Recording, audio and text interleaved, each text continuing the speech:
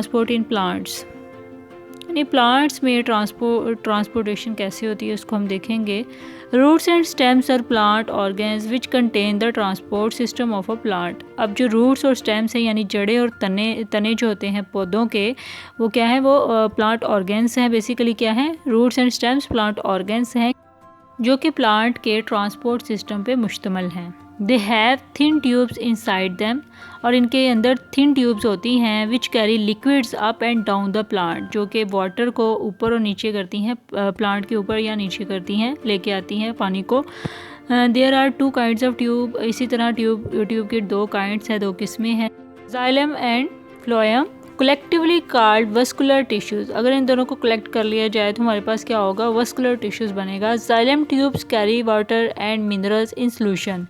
Xylem tubes का function क्या होता है, वो पानी को कैरी करती हैं, मिनरल्स को कैरी करती हैं, यानी कि ज़मीन से, सॉइल से, मिट्टी से, up to the parts of the plant above the ground. और हमारा ग्राउंड के ऊपर जो पौधा है, जो प्लांट है, उसको क्या करती हैं, पानी पहुंचाती हैं, यानी सॉइल से पानी और मिनरल्स को लेकर प्लांट्स के डिफरेंट पार्ट्स तक पहुंचाती हैं। They have thickened strong walls which help the xylem support the plant. और ये बेसिकली थिकेंड होती हैं, यानी कि मोटी होती हैं, स्ट्रॉन्ग इनकी वॉल्स होती है, यानी कि जो इनकी वॉल्स हैं वो स्ट्रॉन्ग है, मजबूत होती हैं, जो कि जाइलम को हेल्प करती हैं प्लांट को सपोर्ट करने में। Xylem is a dead tissue, xylem जो बेसिकली है वो डेड टिश्यू होता है। In plants such as trees, new xylem is made each year forming rings in the trunk, xylem is wood. अब फ्लोएम सेल्स जो हैं वो अलाइव हैं और जाइलम सेल जो हैं वो डेड होते हैं। अब जो ट्री है, बेसिकली जो हमारे पास दरख्त होता है, वो क्या है, उसमें लॉट्स ऑफ जाइलम होते हैं। सो इसमें हमने क्या देखा कि पौधों में ट्रांसपोर्टेशन कैसे होती है, उसका सिस्टम क्या है। उसमें क्या होता है कि हमारे पास 2 ट्यूब्स होती हैं, 2 काइंड्स ऑफ ट्यूब होती हैं, जाइलम एंड फ्लोएम। अगर उनको कलेक्ट कर लिया जाए तो वो वस्कुलर टिश्यूज़ बनती है, और इनमें ये दोनों जो ट्यूब्स हैं वो फंक्शन परफॉर्म करती हैं। जाइलम ट्यूब क्या करती है, पानी और मिनरल्स को ज़मीन के ज़रिए यानी मिट्टी के ज़रिए डिफरेंट पार्ट्स में पहुंचाती है, पौधों के, प्लांट के डिफरेंट पार्ट्स तक उस पानी और मिनरल को लेके आती है।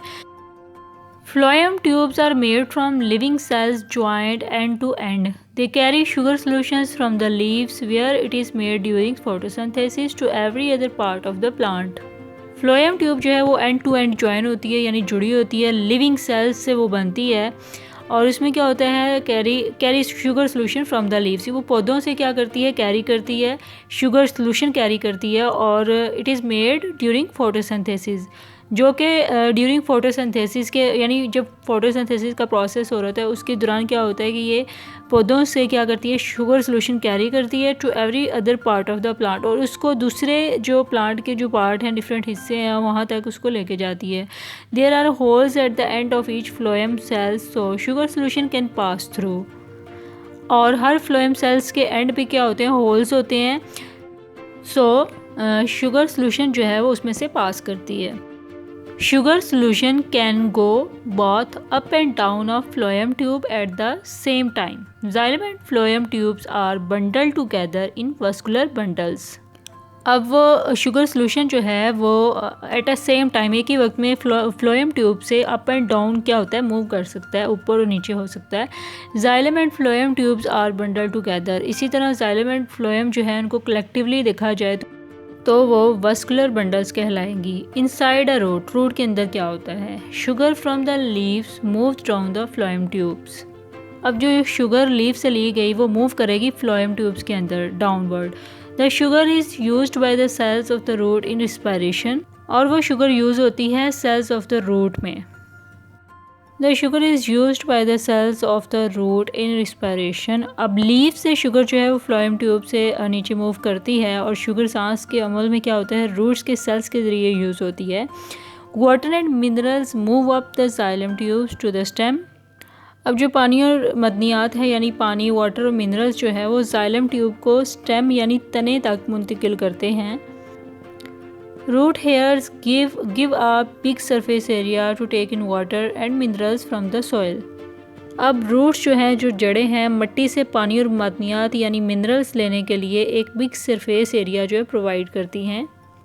Growing cells at the root tip. The growing root tip is protected by a root cap.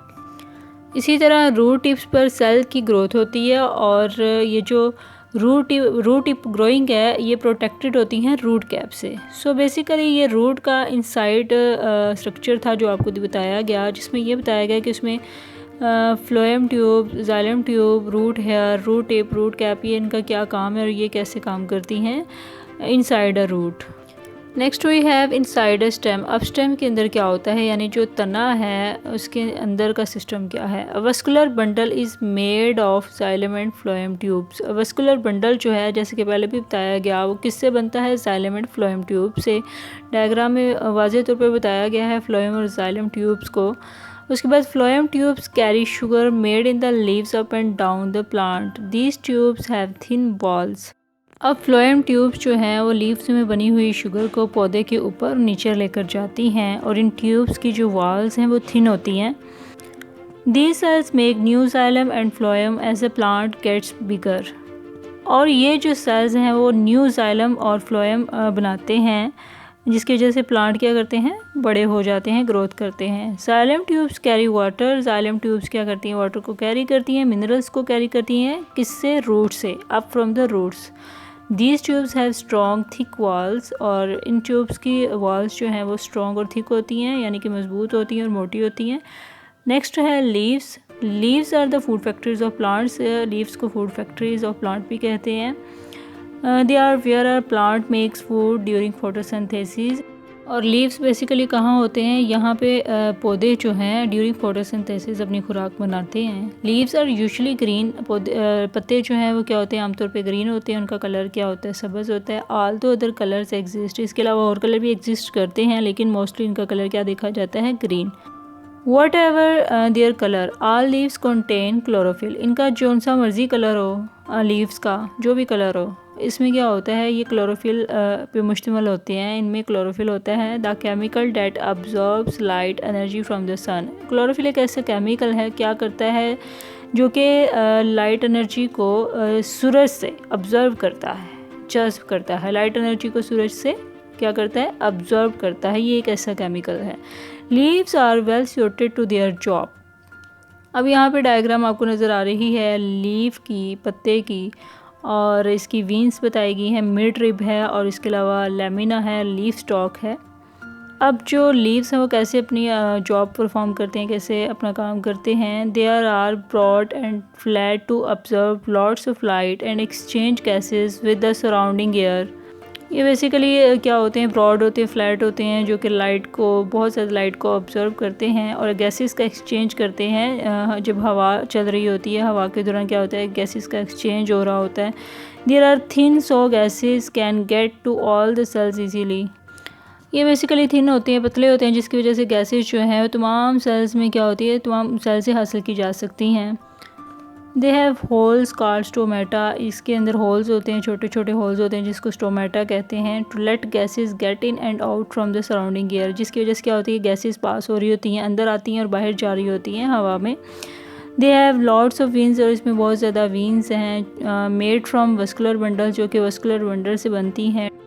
To carry water to photosynthesising cells and carry sugar away, जो कि ड्यूरिंग फोटोसिंथेसिस क्या होती हैं, वाटर को कैरी करती हैं और शुगर अवे, यानी शुगर को बाहर निकाल देती हैं और वाटर को कैरी करती हैं। Veins also help support the leaf. Veins जो हैं वो लीफ को सपोर्ट करती हैं, सपोर्ट करने में मदद करती हैं, पत्तों को सपोर्ट करने में मदद करती हैं। Leaf veins provide a skeleton which support the leaf as well as a transport system।